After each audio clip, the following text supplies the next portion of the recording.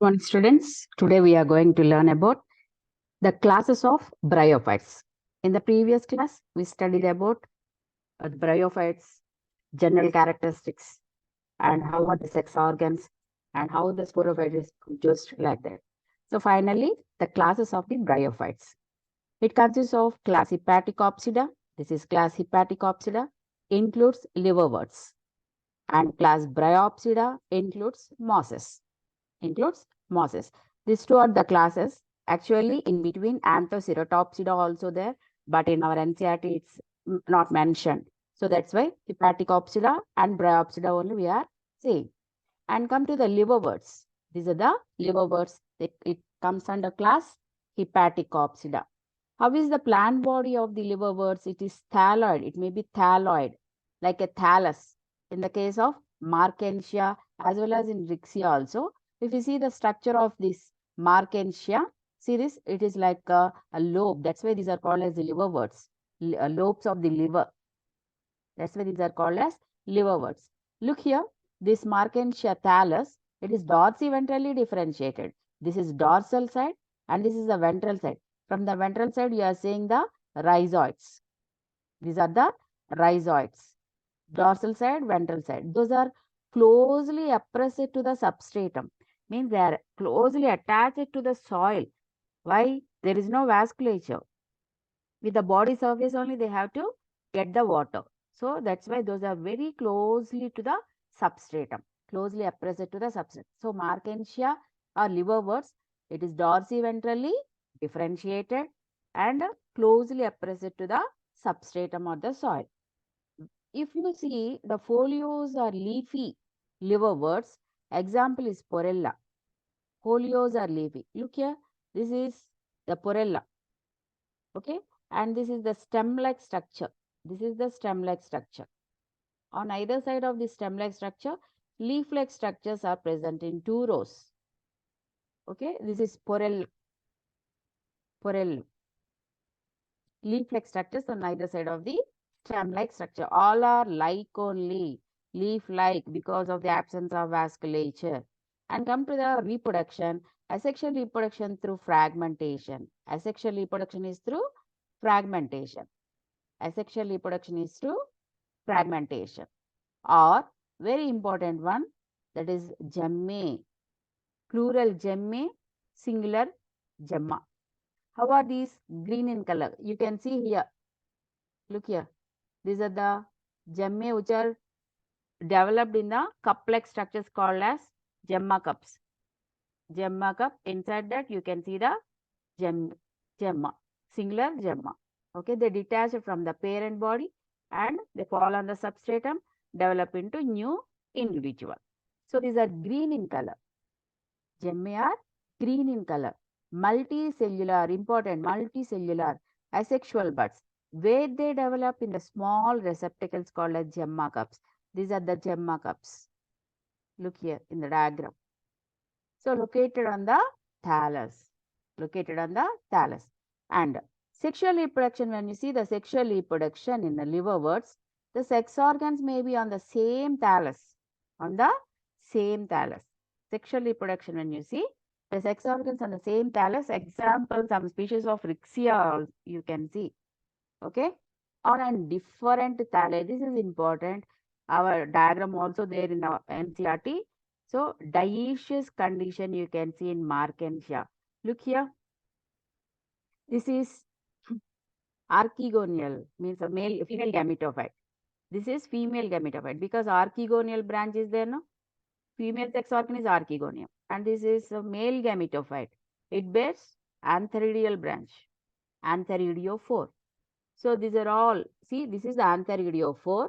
This one is the antheridiophore. And this is one antheridium. This is another antheridium, another antheridium, another different developmental stages you can see. All are of the not same size. Some are small, some are very small, some are very big. Different developmental stages you can see. And like that, here also, archegonial branch is having different developmental stage, archegonia. You know the structure of the archegonium? Stalk, venter, and neck. We have studied already in the previous class, in the previous video. Okay, that is, So, dioecious condition, they'll ask you that about Markantia, dioecious or monoecious. And the diagram based question also they'll ask you. And come to the sporophyte. So, we know already, oh, in the case of Rixia, only capsule is there. In the case of Rixia, only capsule. But in the case of Markantia, foot seta capsule. Foot seta capsule. Are they photosynthetic? No. That's why those are completely, mean the sporophyte is completely parasite on the gametophyte. Complete parasite on the gametophyte because of the non-photosynthetic structures. Okay. When is the meiosis taking place? In the capsule, the meiosis takes place so that spores are formed. Spores are formed. How these spores are liberated from the capsule? Already we studied through elaters. Elaters diploid or haploid? Diploid, because those are nothing but sterile spore mother cells. Sterile spore mother cells. This spore germinates and it gives rise to free living gametophore. Gametophore or gametophyte, both are same. So that is about the liverworts. Then come to Bryopsida, the class. It includes mosses. Bryopsida includes mosses. So here the gametophyte has two stages. One is protonema stage, means the it germinates, spore germinates, spore germinates, okay, and it produces, see like this, a filamentous, green, branched, some branches like this, some branches in a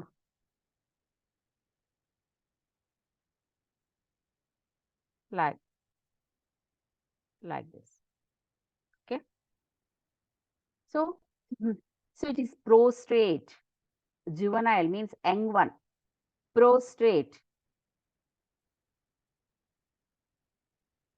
Juvenile means young one. Creeping or prostrate. See, means it is crawling on the or creeping on the substrate. Prostrate posture, we can tell that. We use that word. And green in color and branched. See, here these are the branches. These are chloronemal branches and these are colonemal branches. They develop into rhizoids and these develop into, they produce buds. Those buds they develop into gametophores. Filamentous and resembling a green alga. Resembling a green alga. They'll ask you this. Protonema is like a green alga. And come to the leafy stage. That is, first one is protonema stage and the next one is the leafy stage. From where this leafy stage develops? From the secondary protonema. What is this secondary protonema? See, the gametophyte has rhizoids, colloid, and phylloids. Phylloids and antheridium, archegonium. Those are also parts of the gametophyte only. By chance, if they are when they injured, they break down, they separate, and they fall on the substratum, and they develop into new individuals. New individuals. That is a secondary protonema. From secondary protonema, we can form the it form the leafy stage. This is the leafy stage. Means what are secondary protonema? That is important. Injured parts of the gametophyte. Injured parts of the gametophyte as a lateral bud. So on the secondary protonema, buds are formed. They develop into leafy stage. Okay. So when you see this structure, see rhizoids, root-like rhizoids, stem-like colloid, leaf-like phylloid. How are these leaves arranged? Spirally. Spirally arranged. Important. That is the gametophyte, no? That. Come to the reproduction. And one more thing. So this leafy stage has sex organs. Not the protonema stage. Leafy stage has sex organs. Antheridium and archegonium. Then vegetative reproduction through fragmentation and budding in the secondary proton. Budding in the secondary protonema. Sexual reproduction, when you see in Rhapsida, sex organs. In the case of Markantia, what we have seen, dioecious condition. Dioecious condition.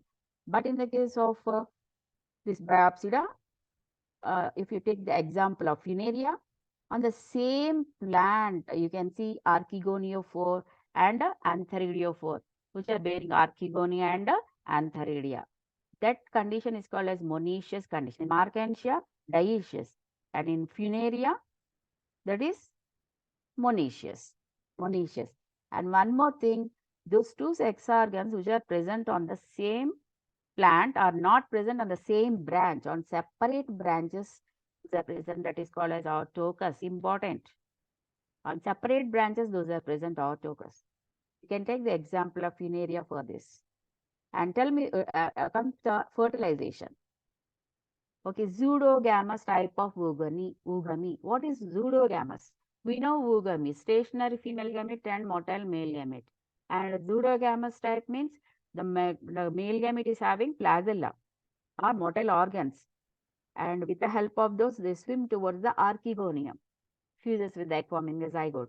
This type of fertilization is called as pseudogamous type of oogamy. Okay, then. So, as a result of fertilization, zygote is formed. Zygote undergoes mitosis and it forms the embryo. Embryo develops into sporophyte. The sporophyte parts, foot, seta, capsule. Foot we can't see, it is embedded inside the gametophyte to get the pore materials. And the seta is long and slender. And capsule consists of many parts. Okay. So, capsule has apophysis, which is green in color. That's why it is partial parasite. Chlorenchyma is present in the apophysis region. Photosynthetic part. So, partial parasite because of this chlorenchymatous apophysis. Then, theca is the fertile part. Why it is fertile part? Because it consists of the spore sac. Spore sac has spore mother cells. Spore mother cells. Okay. So, these spore mother cells, theca has spore sac has spore mother cells which are diploid undergo meiosis forming the spores. These are the spores, haploid spores. So, for the dispersal, the mosses they show elaborated mechanism. So, in the operculum region, you can see the peristomial teeth in 2 rows, 16 plus 16. Those are hygroscopic. Helps in the liberation of spores in dry condition. Peristomial teeth. In the case of Marchantia, illators useful for dispersal. But in the case of perhaps Funaria, peristomial teeth. So those spores, they fall on the substratum, develop into or germinate into young gametophyte, that is the protonema, and they form buds. Many gametophores are formed. That's why those are growing. These moss plants are growing in tufts because of that reason only. Examples of Bryopsida Funaria, Polytrichum, and Sphagnum. Okay, so this is about the classes of Bryophyta, and we have completed the Bryophyta. Okay, academic importance, we can see that. Okay, and in the next class, we are going to discuss about the pteridophytes. Pteridophytes. In the next video, pteridophytes. Okay, bye.